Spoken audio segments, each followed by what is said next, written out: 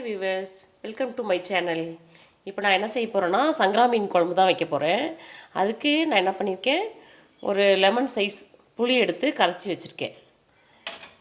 அதுக்கப்புறமா என்ன செய்யணும்னா ஒரு தக்காளி, இங்கே பாருங்கள், இது வந்து குட்டி குட்டியாக இருக்கிறதுனால நான் வந்து ஒரு 6 தக்காளி போட்டிருக்கேன். இதே பெருசாக இருக்குதுன்னா 3 போதும். இதை வந்து நல்லா நம்ம வந்து கரைச்சி எடுத்துக்கலாம். இந்த புளியோடையே போட்டு நல்லா கரைச்சி எடுத்துக்கலாம். இப்போ தக்காளி நல்லா கரைச்சி எடுத்தாச்சு. இப்போ என்ன செய்யணும்னா இதுக்கு தேவையான அளவுக்கு மஞ்சத்தூள் கொஞ்சம், அதுக்கப்புறம் குழம்பு மிளகாய்த்தூள் அதுவும் போட்டுக்கணும்.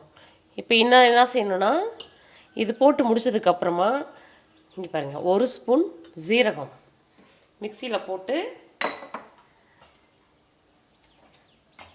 பெரிய வெங்காயம் ஒரு 2, இதை வந்து பேஸ்ட்டாக அடித்து இதில் ஊற்றிக்கணும். நம்ம நீங்கள் இது மாதிரி செஞ்சுருக்கீங்களா என்னான்னு எனக்கு தெரியல. இந்த சங்கரா மீன் குழம்புக்கு இது மாதிரி செஞ்சு பாருங்கள், ரொம்ப நல்லாயிருக்கும். இப்போ 2 வெங்காயம், இப்போ இதை அடிச்சுட்டு வந்துட்டு நான் உங்கள்கிட்ட காட்டுறேன். இப்போ பாருங்கள், நான் 2 வெங்காயம் 1 ஸ்பூன் ஜீரகம் போட்டு அரைச்சி பேஸ்ட்டாக அரைச்சிட்டு வந்திருக்கேன். அதுவும் இந்த மிக்சரோடய சேர்த்துக்கணும், இதோடய சேர்த்து மிக்ஸ் பண்ணிக்கணும். இந்த மாதிரி மீன் குழம்பு நீங்கள் செஞ்சு பாருங்கள், ரொம்ப நல்லாயிருக்கும்.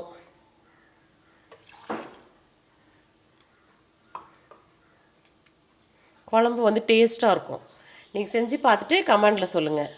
இப்போ எல்லாமே கூட்டி வச்சாச்சு. இதில் என்ன செய்யணும்னா ஒரு 3 பச்சை மிளகாய் போட்டுக்கணும், முழுசாக கீராமல், இந்த ஸ்மெல்லுக்காக 3 பச்சை மிளகாய் போட்டு தேவையான அளவுக்கு தண்ணி ஊற்றிக்கலாம்.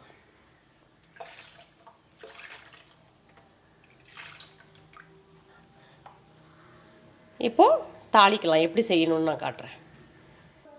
இப்போது மீன் குழம்பு நம்ம தாளிச்சிக்கலாம். இப்போது வடை சட்டி வந்து காஞ்சிருச்சு, தேவையான அளவுக்கு எண்ணெய் விட்டுக்கலாம். இப்போ எண்ணெய் காஞ்சோடனே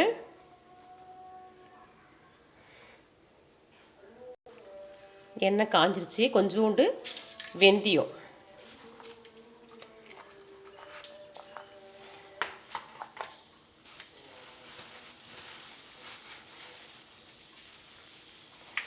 வெந்தயம் பொரிஞ்சதுக்கப்புறம் சின்ன வெங்காயம் ஒரு கொஞ்சோண்டு நான் உரித்து வச்சுருக்கேன், ஒரு 10 போல். அதுக்கப்புறம் கருவேப்பிலை கொஞ்சம். இதை நல்லா வதக்கிட்டு பெரிய வெங்காயம் க்ரஷ் பண்ணி வச்சுருக்கேன், அது கொஞ்சம். இதை நல்லா பச்சை வாசனை போகிற அளவு ஓரளவு நல்லா வதக்கிடணும். கண்ணாடி பதம் வர அளவு நல்லா வதக்கிடணும்.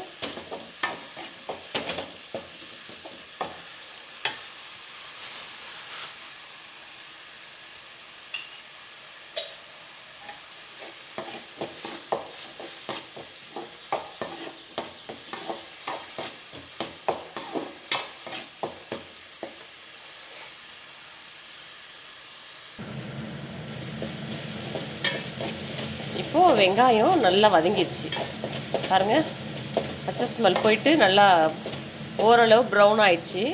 இப்போ என்ன செய்யணும்னா நம்ம கரைச்சி வச்சுருக்கிற இந்த கலவையை அதை ஊற்றிடணும்.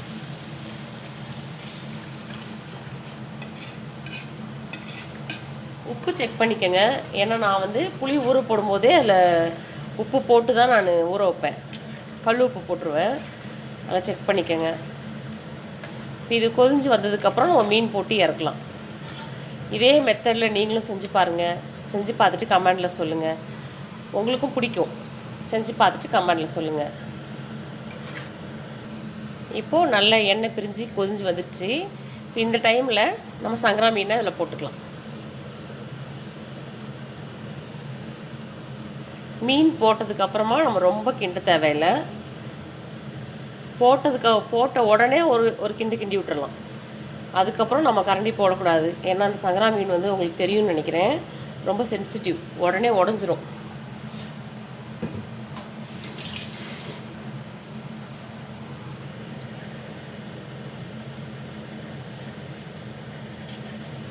இதுக்கப்புறம் நீங்கள் எப்போவுமே கரண்டி போடக்கூடாது. கொதிஞ்சு வந்ததுக்கப்புறம் நான் என்ன செய்வேன்னா, வீட்டில் நான் வடகம் போட்டு வச்சுருக்கேன், சின்ன வெங்காய வடகம். இது லாஸ்ட்டில் கொதிஞ்சு இன்னும் ஒரே ஒரு கொதி வந்ததுக்கப்புறமா நல்லெண்ணெய் போட்டு அதை தாளித்து இதில் ஊற்றிடுவேன். அவ்வளோதான் சங்கரா மீன் குழம்பு. நீங்கள் இதே ஸ்டைலில் செஞ்சு பாருங்கள். செஞ்சு பார்த்துட்டு கமெண்டில் சொல்லுங்கள். நான் சொன்ன மெத்தட் மாறாமல் செஞ்சு பாருங்கள், கட்டாயமாக டேஸ்ட்டாக இருக்கும். மீன் போட்டு நல்லா கொதிஞ்சு வந்துடுச்சு. இங்கே பாருங்கள், ஓரளவுக்கு திக்கான பதம் வந்துடுச்சு. மீனும் வெந்துச்சு பாருங்கள். ஆனால் உடையாமல் இருக்குது பாருங்கள். சங்கரா மீன் சூப்பராக இருக்கும். இப்போ இந்த சமயத்தில் நம்ம என்ன செய்யணும்னா, ஒரு சின்ன கரண்டியில் நல்லெண்ணெய் போட்டு வடகம் போட்டு தாளித்து இதை ஊற்றிடணும் தான். இந்த வடகம் வந்து நானே போட்டு வச்சுருக்கேன். இது எப்படி போடணும் அப்படின்றத நான் அடுத்த வீடியோவில் நான் போட்டு காட்டுறேன். இப்போ வந்து என்ன செய்யணும்னா, அந்த எண்ணெய் காஞ்சோடனே இந்த வடகத்தை அதில் போட்டு செஞ்சிட வேண்டியதான். இது மீன் குழம்பா ஆஃப் பண்ணிடலாம்.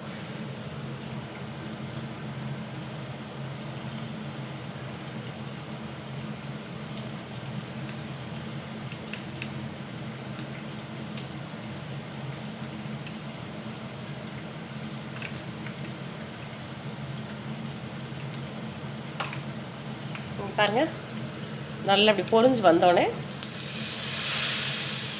இதெல்லாம் ஊற்றிட வேண்டியதான். அவ்வளோதான் மீன் குழம்பு. இந்த மீன் குழம்பு செஞ்சு பார்த்துட்டு எப்படி இருக்குன்னு கமெண்டில் சொல்லுங்கள். குறை இருந்தாலும் சொல்லுங்கள். லைக் பண்ணுங்கள், ஷேர் பண்ணுங்கள், முக்கியமாக சப்ஸ்கிரைப் பண்ணுங்கள் ஃப்ரெண்ட்ஸ். தேங்க்யூ.